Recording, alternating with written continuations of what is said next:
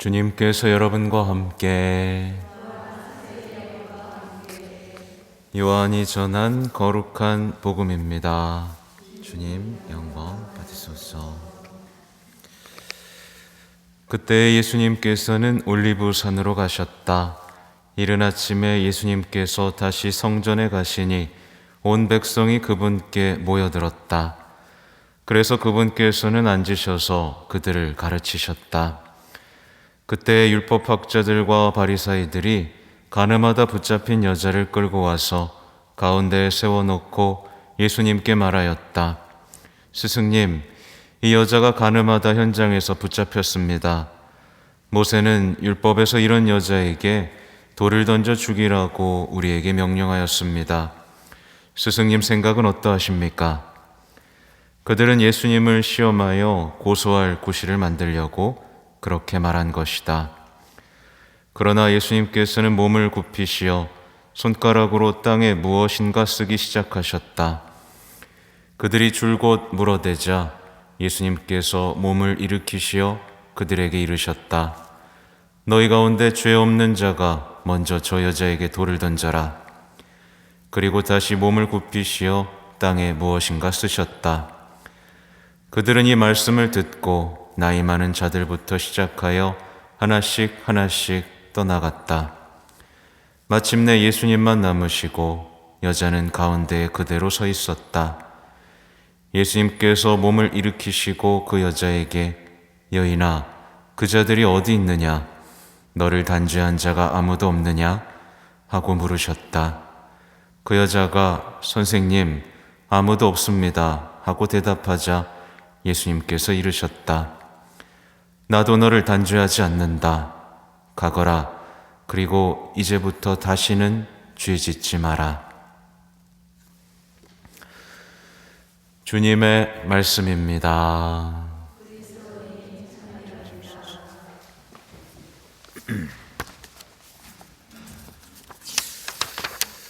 전 예수님, 오늘도 손 한번 흔들까요? 안녕하세요. 네. 이렇게 잘 흔들 거면서 이렇게 뒤에 앉는 거예요. 네. 잔소리 같지만 앞에 앉으셔야 돼요. 그러니까 사제하고도 이렇게 거리를 두시면 예수님하고는 절대 가까워질 수 없습니다. 그 정도 용기 있으셔야 돼요. 네. 또 하나, 사제를 이렇게 사랑해주지 못하면 예수님 눈앞에 있는 사제조차 이렇게 사랑해주지 못하고 배려해주지 못한다면 예수님과 가까워질 수가 없어요. 그러니까 저는 뒤에 앉는 거 뭐 크게 문제 없습니다. 근데 여러분을 걱정해서 그래요. 여러분이 과감하게 저는 주님과 가까이 있고 싶습니다 라는, 사제가 눈을 뚫어지게 봐더라도 괜찮습니다. 이런 마음, 그 과감함, 나 그래도 예수님과 가까워지고 싶어, 이런 열망이 있으셔야 돼요. 네. 잔소리 같습니다만 제가 저녁 미사만 되면 마음이 되게 애달픕니다. 특히 요즘 고해성사를 많이 보면 왜 이렇게들 이게 예수님하고 가까워지지를 못하시고 이렇게 오랫동안 신앙생활 하면서도 이렇게 좋으신 예수님에게 오지를 못하고 변화되지를 못하는지가 목자로서 정말 애가 탑니다. 제 마음을 아시겠어요? 네. 제가 이렇게 타면 예수님은 어떠시겠어요? 환장하실 겁니다. 그래서 오늘 보세요. 이사야서의 말씀에서는 보라, 내가 새 일을 하려 한다. 여러분에게서 새 일을 하고 싶어 하십니다. 근데 여러분 세례 받을 때 생각해 보세요. 세례 받고 몇 년 지나셨어요? 새 일 하셨어요? 주님께서 여러분에게서? 그대로죠, 보통은. 왜 못 하셨을까요? 예수님이 하고 싶지 않아서? 우리가 막은 거예요. 그걸 아셔야 돼요. 예수님은 우리에게 새로운 인생, 새로운 삶, 영적인 세계를 펼쳐 보여주시고 우리를 끌어올려 주고 싶으시고 우리를 변화시켜 주시고 우리를 성장시켜 주시고 싶으십니다. 새 일을 하려 한다. 예, 이미 드러나고 있는데 너희는 그것을 알지 못하느냐. 예, 정령 광야에는 길을 내고 사막에 강을 내리라. 말도 안 되는 일을 여러분에게서 해주시고 싶은 예수님의 마음이에요. 만약에 이 마음을 아셨다면 오늘 제2독서의 고백도 여러분의 것이 되셔야 됩니다. 한 번쯤이라도 이런 생각이 드셨는지 한번 보세요. 바오로 사도의 고백입니다. 나는 나의 주 예수 그리스도 예수님을 아는 지식의 지고한 가치 때문에 다른 모든 것을 해로운 것으로 여깁니다. 나는 그리스도 때문에 모든 것을 잃었지만 그것들을 쓰레기로 여깁니다. 내가 그리스도를 얻고 그분 안에 있으려는 것입니다. 이런 생각 한 번쯤 해보셨어요? 닮고 싶다는 생각은 해보셨어요? 네. 그냥 혼내는 게 아니에요. 혼내는 게 아니라 고개 숙이실 필요도 없고 눈 피하실 필요도 없습니다. 이게 예수님을 극도로 사랑해서 온 삶을 바쳤던 바오로의 뜨거운 마음이라는 걸 알려드리는 거예요. 그리고 마땅히 우리는 나도 한번 그렇게 살아보고 싶다. 네. 예수님을 아는 지식 때문에 내가 알고 있는 모든 지식들이 해로운 것처럼 느껴지고 예수님 때문에 내 인생의 모든 것을 잃어버렸지만 이제 그걸 쓰레기로 여기는 바오로 사도의 충만함이 느껴지세요? 네. 그래서 이 마지막 그거잖아. 그리스도를 얻고 그분 안에 있기 위해서 무엇을 해야 되는지를 보여주죠. 그죠? 네. 세상 것이 쓰레기로 보여야 됩니다. 예수님을 아는 지식 외에 다른 지식들, 모든 온갖 잡다한 지식들이 나를 하나님께로 가게 막아버리는 방해물로 느껴야만 우리는 예수님께 갈 수 있어요. 제가 왜 이렇게 지금 열이 뻗쳐서 얘기하냐면 내일 교구에서 강의가 있어요.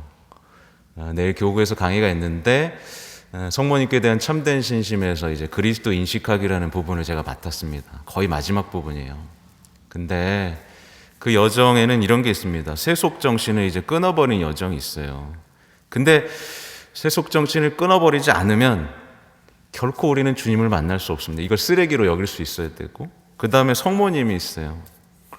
성모님에 대해서 그 성모님의 숨겨진 은총이 가득하신 성모님에 대해서 알지 못하면 예수님에게 갈 수 없거든요. 근데 많은 분들이 여기서 시작도 못하는 거예요. 세속 정신을 황금보화로 여기면서 갖고 싶은 거 다 갖고 누리고 싶은 거 다 누리고 싶으면서 성모님도 알고 싶고 예수님도 알고 싶대요. 그래서 단 한 발자국도 나가지 못한 채 정말 보통 그렇게 얘기해요. 자기 자신도 몰라요. 제가 왜 이러는지 모르겠습니다. 제가 왜 이렇게 자꾸 화가 나고 제가 왜 이렇게 우울하고 제가 왜 이렇게 슬픈지도 모르겠습니다라는 상황에 그냥 그대로 있는 거예요. 진짜 미치겠어요. 네. 조금이라도 도전을 해봤으면 좋겠는데 이 시대가 이렇게 힘든 시대인데 예수님께서 이렇게 보여주시는데도 이게 안 되는 게 너무 안타까워서 그래도 오늘 강론을 해야겠죠. 오늘 강론에서는 이제 율법학자 바리사이들이 가늠하다 붙잡힌 여인을 데리고 와서 중앙에 세워놓고 예수님한테 생각을 묻는 거예요. 율법에서 이 여자 죽이라고 그랬는데 스승님 생각 어떠십니까? 진짜 못된 사람들인 거죠. 이 사람들이 만약에 스승님의 생각을 들었어요. 그럼 내 생각하고 달라요. 그러면 이제 내 생각을 어떻게 해야 되죠? 스승님의 생각과 맞춰야 되죠. 그죠? 네. 그게 회심입니다. 우리는 각자 생각을 갖고 살아요. 각자 이게 맞아. 이게 합리적인 거야. 이게 인생이야. 네. 이렇게 해야 돼. 근데 이 생각과 예수님의 생각은 충돌합니다. 네. 근데 보통 현실적인 어려움 때문에 내 생각을 밀고 나가죠. 그죠? 네. 그러니까 예수님의 생각이 틀렸다고 생각하는 거예요. 여기서부터 우리 신앙이 삐그덕삐그덕 거리기 시작합니다. 믿고 예수님의 생각대로 살아보면서 겪는 어려움과 위험을 감수해야 되는데 그게 아니라 내가 안전하다고 생각하는 삶의 방식만을 고집하는 겁니다. 이게 지금 본격적으로 충돌하고 있는 거예요. 율법학자와 바리사이들의 생각은 뭐냐면 엄격하게 심판하는 것만이 자신들이 사는 세상을 유지할 수 있는 힘이라는 거예요. 이 사회도 마찬가지죠. 그래서 난리가 났죠. 뉴스만 봐도, 그죠? 다 공개하고, 다 엄격하게, 다 심판하고, 단죄해서 없애버리면 사회가 좋아질 것이다 라는 생각 속에 사로잡혀 있죠. 여러분 동의하세요? 대부분 동의합니다. 네, 그렇게만 배워왔기 때문에, 심판과 단죄라는 프레임에 갇혀있기 때문에 그래요. 그래서 이 프레임을 예수님한테 던지는 겁니다. 덫을 던지는 거예요. 너도 심판하거나 봐주거나 뭐 한번 해봐. 근데 예수님께서 이거 걸려들어요, 안 걸려들어요? 안 걸려듭니다. 벗어나시죠. 이 사람들이 어떤 생각을 하냐면요, 이제 젖을 놓은 거예요. 너도 우리하고 같은 편이 돼야 돼. 어차피 안 그러면 넌 죽어. 그러면서 만약에 이 여자에게 돌을 던져라 라고 했으면 뭐라고 고발하냐면 로마에 고발하는 거예요. 로마법이 있는데 지들 법대로 했다고. 그리고 죽이지 마라 그러면 어떻게 해요? 네, 지들 법대로 율법을 어겼으니까 또 고발하는 겁니다. 네, 이러지도 저러지도 못하도록 꽁꽁 자신들의 심판과 단죄라는 프레임 속에 가둬버린 거죠. 네, 그래서 오늘날의 정치인들 뭐라고 얘기해요? 그것은 여론을 수렴해서 결정하겠습니다. 뭐 이런 식으로 빠져나가죠. 그죠? 그런 심판과 단죄, 대결, 분열이라는 프레임에서 벗어나질 못하는 거예요. 예. 우리가 가야 할 길은 그게 아니라 이제 예수님께서 보여주시는 길을 가야 됩니다. 이 덫에서 벗어나지 않으면 우리의 삶은 바뀌지 않아요. 나중에 얘기 드릴 거지만 평생을 심판과 단죄라는 프레임에 갇혀 있는 분들은 변화가 없어요. 삶의 변화가 없습니다. 근데 오늘 제가 말씀드린 예수님께서 보여주신 자비라는 삶으로 변화되면 이 사람은 이제 변화되기 시작하는 거예요. 예수님께서는 그들의 질문을 듣고 이제 땅에다가 손가락으로 뭔가를 쓰시죠. 몸을 굽히셔서. 여기에 여기 묵상에 오래 머무르셔야만 해요. 예, 제가 풀어드리는 것뿐만 아니라 몸을 굽혀서 땅에 손가락으로 뭔가를 쓰셨다는 얘기는 뭐냐면 당신의 어떤 신적 권위를 드러내는 장면입니다. 왜냐하면 예수님께서 손가락으로 세상을 창조하셨죠. 그죠? 그리고 손가락으로 악마들을 쫓아내셨죠. 그리고 손가락으로 치유도 하셨죠. 그죠? 하나님의 능력이 농축된 곳이에요.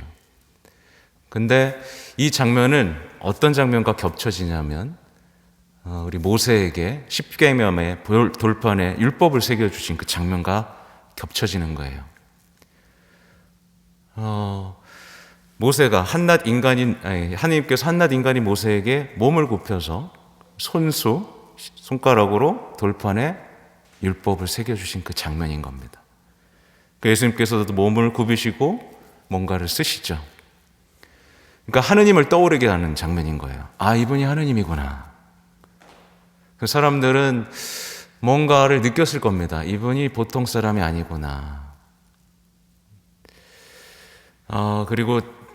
그리고 이어서 하시는 말씀이 너희 가운데 죄 없는 자가 먼저 저 여자에게 돌을 던져라.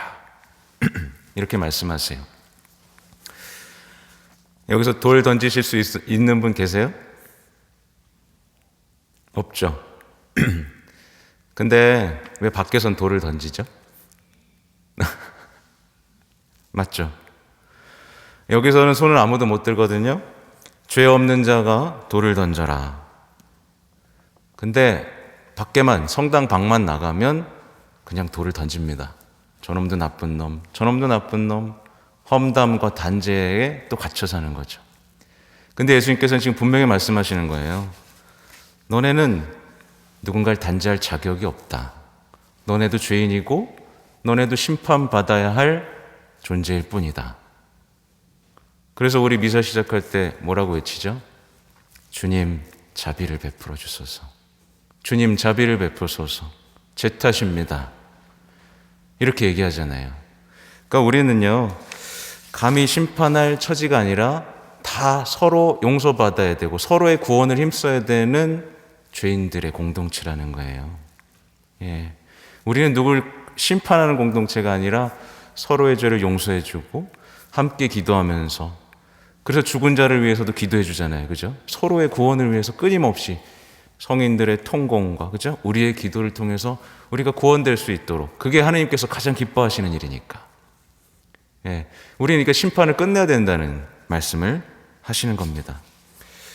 예. 근데 오늘날에 스스로 정의의 수호자라고 생각하시는 분들이 되게 많아요. 왜 그러죠? 심판과 험담 많아졌고, 그렇죠? 단죄 이런 거 많아졌습니다. 왜 그러냐? 이유는 딱 하나로 볼 수 있습니다. 자기가 죄인이라는 생각을 못하기 때문에 그렇습니다. 예, 세상은 죄가 이제 무감각해졌어요. 예, 죄를 지면서도 죄를 짓고 있다라는 생각을 하는 사람이 거의 없습니다. 그래서 고해소에 많은 분들이 발길이 멈췄고, 고해소에 들어와서도 억울한 거, 걱정, 본인의 힘든 얘기를 하시지 정작 예수님께 용서받아야 될 건 뭔지 모릅니다. 잠깐 옆으로 세면 고해소에 들어오실 때는요, 사람에게 미안한 걸 말씀하시는 게 아니에요. 누구한테 죄송한 거죠? 예수님께 죄송한 거를 말씀하실 수 있어야 돼요. 속상한 게 아니라 예수님께 죄송하고, 네. 그래서 용서받고 화해하고 나갈 때는 어떤 기쁨? 용서받는 기쁨으로 나가야 되는 겁니다. 문제가 해결되는 기쁨이 아니고, 예, 해야 될 걸 해치운 기쁨이 아니라 용서받는 기쁨으로 나가야 됩니다. 아무튼 자기가 죄인이라는 것을 모르기 때문에 심판이 많아지고, 예, 그래서 단죄로 빠져드는 거죠. 그래서 여기서 중요한 차이를 발견할 수 있어요. 율법학자와 바리새인들은 뭘 하고 싶었죠? 단죄하고 싶었습니다. 네, 엄격해지고 싶었어요. 그게 그들의 인생의 목표이고 낙입니다. 네. 그래서 사람들은요, 단죄할 사람이 사라지잖아요.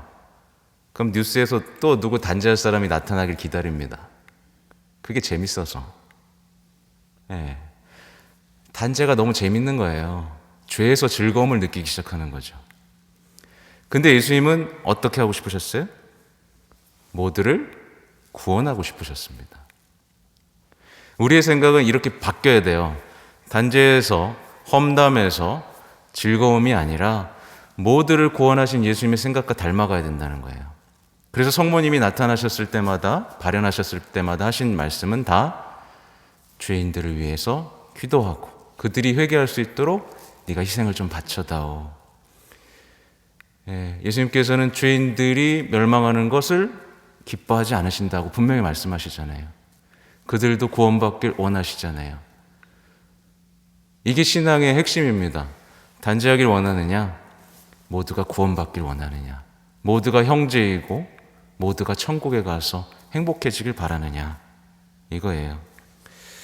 아무튼 이 말을 듣고 다행히 다들 떠나갑니다. 다들 나이 든 사람부터 떠나가죠.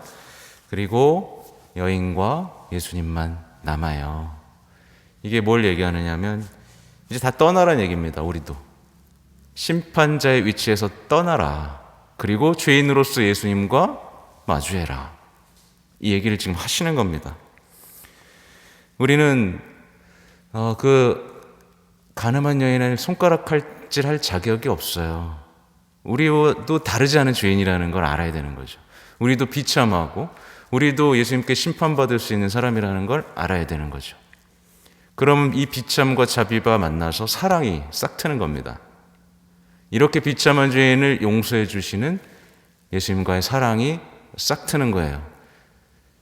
여기까지만 가셔도 여러분의 신앙은 성공입니다. 어쨌든 예수님께서는 돌을 던질 수 있는 유일한 분이었지만 나도 너를 단죄하지 않는다. 가거라. 그리고 이제부터 다시는 죄 짓지 마라. 라는 말씀으로 그녀에게 자비를 선물해 주십니다. 이 자비를 통해 예수님이 하고 싶으셨던 일은 뭐예요? 세일입니다. 세일. 이 여인이 자비를 체험했으니 이 여인이 어떻게 됐을지 몰라요. 근데 보통 자비를 체험하면 어떻게 되죠? 자비로운 사람이 됩니다. 내가 용서받은 죄인이라는 걸 알기 때문에 누군가를 함부로 판단하지 않아요. 누가 나에게 잘못해도 나도 용서해 줄 수 있습니다. 그렇게 자비로운 사람이 되면서 성장해 가죠.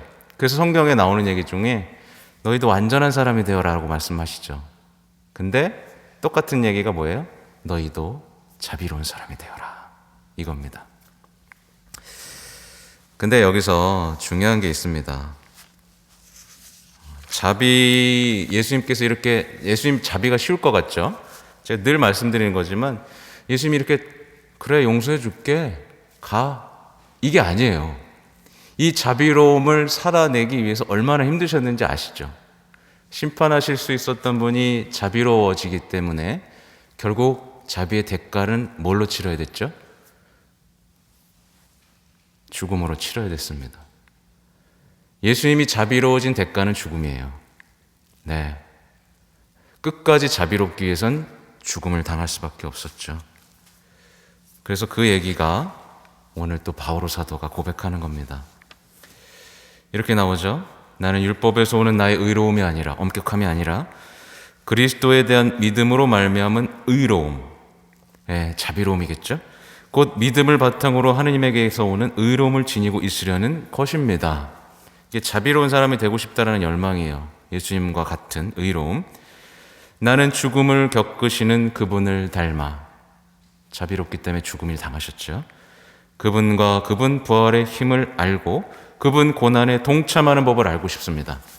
그러니까 바오로 사도는 그분 고난에 동참하고 싶었던 거예요. 여기 계신 분들 여기까지 생각 가보신 적 있으세요? 나도 그분 고난에 한번 동참해 보고 싶다. 이 얘기는 뭐냐면 나도 고난을 겪을 줄 알지만 자비로운 사람으로 살고 싶다 이겁니다. 내가 자비로운 사람이 되면 반드시 고난을 겪고 어려움을 겪고 죽음을 당하겠지만 그 다음에 이어지는 내용 보세요. 그리하여 어떻게든 죽은 이들 가운데서 살아나는 부활에 이를 수 있기를 바랍니다. 예수님께서는 자비로우셨고 자비 때문에 고난을 당하셨고 죽임을 당하셨고 영광스럽게 부활하셨잖아요. 그래서 이제 부활 얼마 안 남았습니다. 부활을 강력하게 체험할 수 있는 그 길 중에 하나는 자비로워지는 거예요. 그래서 가족들 가운데 자비와 사랑으로 헌신하면요, 잘해주지 않습니다. 이해받지 못하고 더 낮아져야만 하죠. 그 죽음과 같은 시간 속에서 반드시 그 사람은 부활을 체험합니다. 자비가 세상을 바꾼다는 것을 알게 되죠. 서로를 탓하고 심판하는 삶에서 벗어나서 자비를 통해서 우리 가족들에게 변화가 일어나는 일을 체험하는 거예요. 그래서 새 일을 하려 한다. 큰 일을 하셨기 우리는 기뻐하였네라는 말을 고백할 수 있는 겁니다. 여기까지 하겠습니다. 자비로운 사람 포기하지 마세요. 심판과 단죄라는 달콤한 삶의 유혹에 넘어가지 마시기 바랍니다. 아멘.